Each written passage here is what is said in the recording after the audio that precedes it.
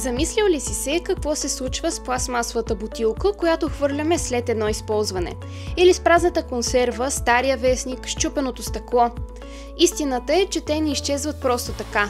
Ако не бъдат правилно рециклирани, те остават сред нас, в природата, в почвата, във водата, дори във въздуха, който дишаме.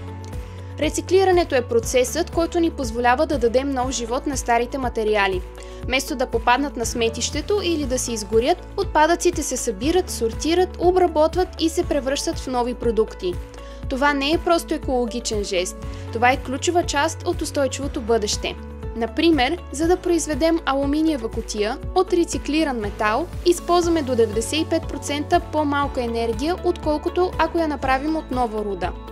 То пести ресурси, като дървесина, метали и вода.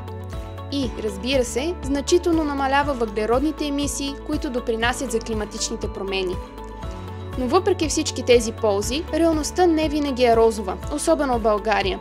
Според официалната статистика, страната ни показва добри нива на оползотворяване на отпадъци от опаковки.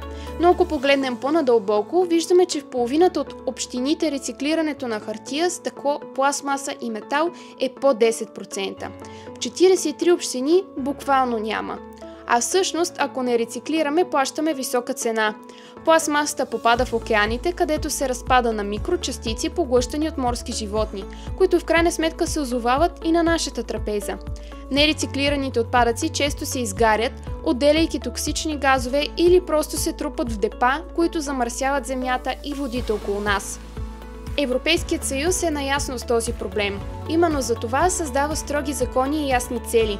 До 2025 година всяка страна членка трябва да рециклира поне 55% от битовите си отпадъци. До 2035 минимум 65%. Забраната за еднократни пластмаси е вече в сила.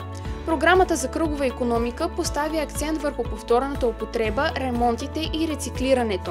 Инвестират се милиарди в инфраструктура, образователни кампании и иновации.